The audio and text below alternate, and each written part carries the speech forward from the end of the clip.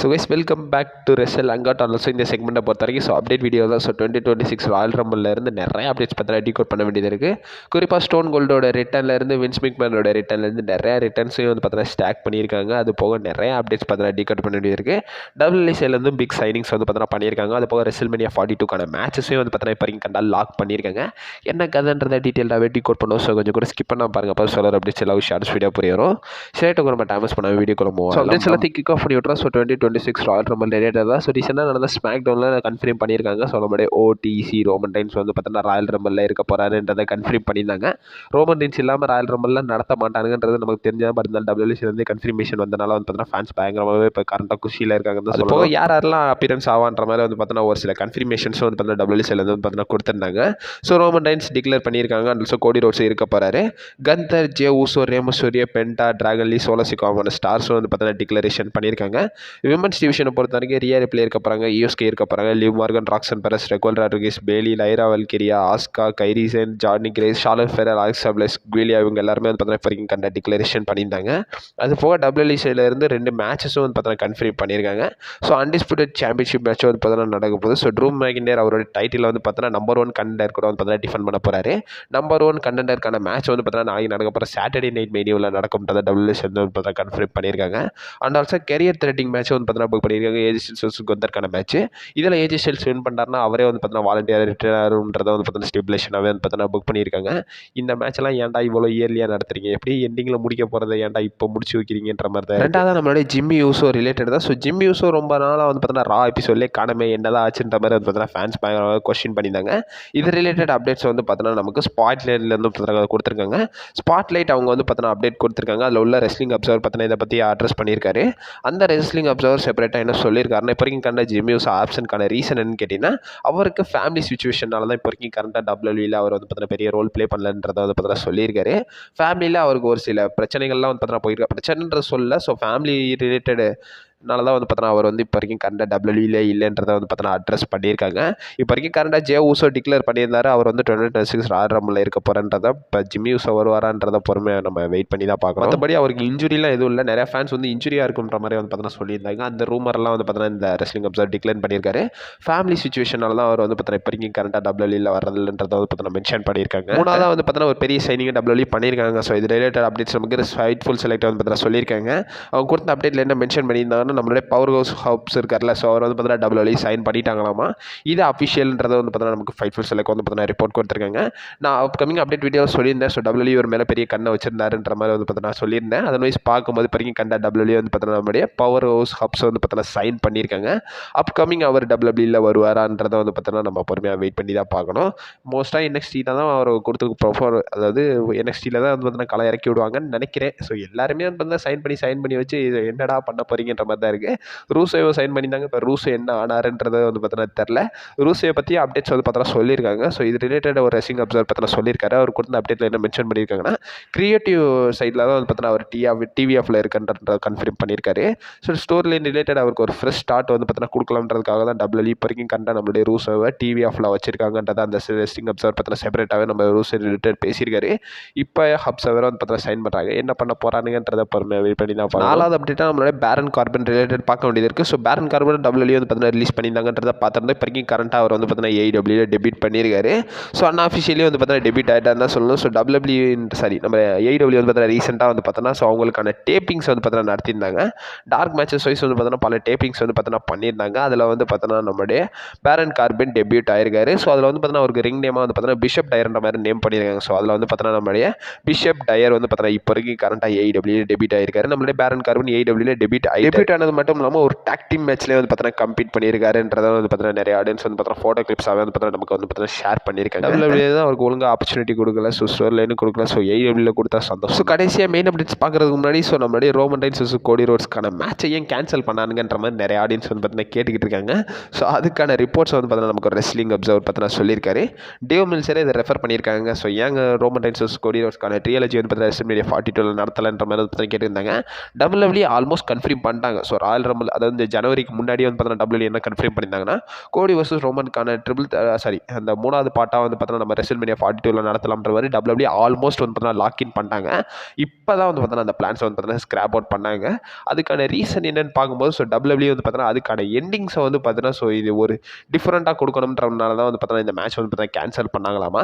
So இந்த எண்டிங்ன்ற போது வந்து பார்த்தீங்கன்னா ஈகோ வைஸ் பார்க்கும்போது கிரியேட்டிவிட்டி வைஸ்னு பார்க்கும்போது 2 பேருக்குமே வந்து பார்த்தீங்கன்னா ப்ராஃபிட்டபுளாக இருக்கணும். ஏன்னா இந்த இடத்துல வந்து பார்த்தீங்கன்னா 2 பேருமே ஃபேஸாக இருக்காங்கன்ற போது அவங்களுக்கு வந்து பார்த்தீங்கன்னா ப்ராப்பரான எண்டிங் கொடுக்குன்ற போது ஸோ ஒரு ஆளாக ஒருத்தரை வந்து பார்த்தீங்கன்னா ஸோ நம்ம வந்து கீழே தள்ளி மேலே ஏற்றுற மாதிரி வந்து பார்த்தீங்கன்னா இருக்கும். ஒருத்தருக்கு தான் ஹைப் கொடுக்குற மாதிரி இருக்கும்.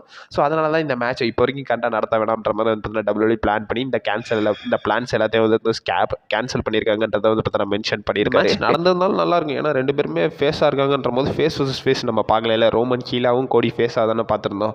ஸோ இவர் ரெண்டு பேருமே வந்து பார்த்தீங்கன்னா ஃபேஸ் டர்ன் பண்ணுறாங்கன்ற போது ஸோ இது ஒரு டிஃப்ரெண்ட் லெவல் ஆஃப் மேட்சாக இருக்கும். பட் இருந்தாலும் ஒரு ரெசல்மேனியா லெவலுக்கு இதை வந்து பார்த்தீங்கன்னா புக் பண்ணானுங்களான்றது என்னை பொறுத்த வரைக்கும் இந்த மேட்ச் கேன்சல் ஆனது ஒரு விதத்தில் நல்லதுன்னு தான் நானும் சொல்லுவேன். இந்த மேட்ச் நடந்திருந்தாலும் நல்லாயிருக்கும், நடக்கலைனாலும் நல்லா தான் இருக்குது. ஸோ என்ன சொல்கிறதுன்னு இந்த மேட்சை பற்றி எனக்கு சட்டி ஃபைனலாக மெயின் அப்டேட்ஸ் பார்த்தலாம். ஸோ அதில் ஃபஸ்ட்டு பார்க்க முடியாது நம்மளுடைய வின்ஸ் மெக்மேன் ரிலேட்டட் தான். ஸோ வின்ஸ் மெக்மேன் கண்டிப்பாக WWE வருவாருன்றதை வந்து பார்த்தீங்கன்னா ஒரு ரெஸ்லிங் அப்சர்வர் பார்த்தீங்கன்னா சொல்லியிருக்காரு. இவர் நோ ரெஸ்லிங் அப்சர்வர் கிடையாது, ஒரு சோஷியல் மீடியா இன்ஃப்ளூயன்சர். அப்படியுமே சொல்லக்கூடாது. ஸோ தலைவன் லோகன் பால் வந்து பார்த்தீங்கன்னா சொல்லியிருக்காரு, இவர் சோஷியல் மீடியா இன்ஃப்ளூயன்சர் தான் இல்லைன்னு சொல்லலாம். பட் இருந்தாலும் இப்போ கரண்டாக டபுள்யூல ஃபுல் டைமாக சண்டை போடுறாருங்க. So full time contract sign பண்ணியிருந்தாருன்றது அப்டேட்ஸ்லாம் பார்த்துருந்தோம். இப்போ ஃபுல் டைமாக வந்து பார்த்தீங்கன்னா சண்டை போகிறாரு.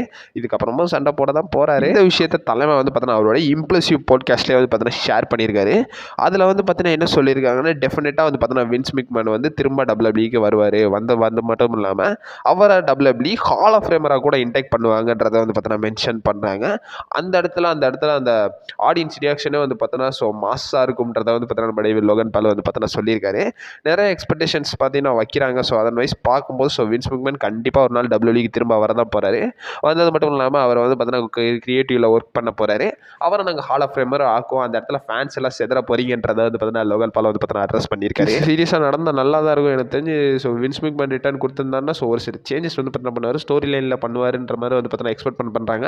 மற்றபடி வின்ஸ் மெக்மேன் வந்தாருன்னா ஸோ WWE திரும்ப வாங்கிடுவார் அவருன்ற மாதிரி கேட்டிங்கன்னா வாங்குறதுக்கும் அவரே வாங்கணும்னு நினச்சாலும் இவருக்கு கொடுக்க மாட்டாங்க. காசை பார்த்துட்டானுங்க. ஸோ கண்டிப்பாக WWEலாம் திரும்ப வின்ஸ் மெக்மேன் கிட்டலாம் கொடுக்க மாட்டானுங்க. ஸோ இருக்கிற லெவலுக்கு புளிஞ்சு ஜூஸ் எடுத்துருவானுங்க. புளிஞ்சிட்டு சக்கையாக ஒரு ஸ்டோர் லைன் மாதிரி மட்டி ஸ்டோர் லைனாக வந்து பார்த்தீங்கன்னா கொடுப்பானுங்க. என்னத்தை நோ கமெண்ட், சிம்பிளி வேஸ்ட் தான் சொல்லணும். ஸோ ரெண்டாவது மெயின் அப்டேட்டை பொறுத்த வரைக்கும் இந்த மாதிரி stone cold Steve Austin related தான். ஸோ அப்கமிங் அவருடைய ரிட்டர்னும் வந்து பார்த்தீங்கன்னா இருக்கும்ன்றதை வந்து பார்த்தீங்கன்னா ரெஃபர் பண்ணியிருக்காங்க. இது ரிலேட்டட் அப்டேட்ஸ் நமக்கு ரெசல் ஓட்ஸ் பார்த்தீங்கன்னா சொல்லியிருக்காங்க. ஸோ கொண்ட அப்டேட்டில் என்ன மென்ஷன் பண்ணியிருக்காங்கன்னா, ஃபியூச்சரில் நம்மளுடைய ஸ்டோன் கோல்ட் ஸ்டீவ் ஆஸ்டின் ஒரு சில ரிட்டர்ன்ஸ் வந்து பார்த்தீங்கன்னா பண்ணுவார். அது மட்டும் இல்லாமல் ஃபியூச்சர் அப்பியரன்சஸும் வந்து பார்த்தீங்கன்னா கொடுப்பாருன்றதை வந்து பார்த்தீங்கன்னா கன்ஃபார்ம் பண்ணியிருக்காங்க. கடைசியாக நம்மளுடைய ஸ்டோன் கோல்ட் ஸ்டீவ் ஆஸ்டின் வந்து பார்த்தீங்கன்னா ஸோ லாஸ்ட் ரெசல்மேனியாவில் வந்து பார்த்தீங்கன்னா வந்திருந்தார்.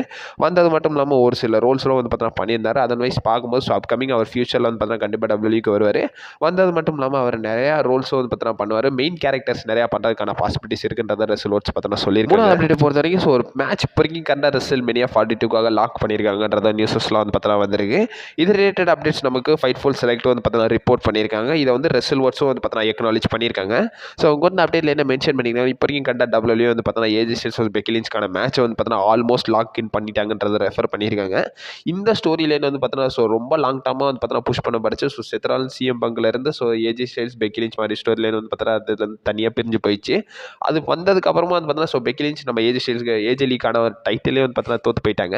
தோற்றதுக்கப்புறம் ரீக்ளைமே வந்து பார்த்தீங்கன்னா பண்ணிட்டாங்க. ஸோ இதன் வைஸ் பார்க்கும்போது மோஸ்ட் ப்ராப்ளி நம்மளுடைய பெக்கி லிஞ்ச் வர்சஸ் ஏஜி லீக்கான விமன்ஸ் இன்டர்கான்டினென்டல் சாம்பியன்ஷிப் மேட்ச் வந்து பார்த்தீங்கன்னா மோஸ்ட் ப்ராப்ளி ரெசல்மேனியா 42ல புக் பண்ணுறதுக்கான பாசிபிலிட்டிஸ் இருக்குன்றத வந்து பார்த்தீங்கன்னா நியூஸஸ்லாம் வந்து பார்த்தீங்கன்னா கொடுத்துருக்காங்க. ரீசெண்டாக நடந்த ரால தான் நம்மளுடைய பெக்கி லிஞ்ச் வந்து பார்த்தீங்கன்னா ஸோ நம்மளுடைய மேக்ஸிம் டூப்ரி கூட ஒரு ரீமேட்ச்சில் வந்து பார்த்தீங்கன்னா டைட்டில் சக்ஸஸ்ஃபுல்லாக வந்து பார்த்தீங்கன்னா ரீட்டைன் பண்ணிட்டாங்க.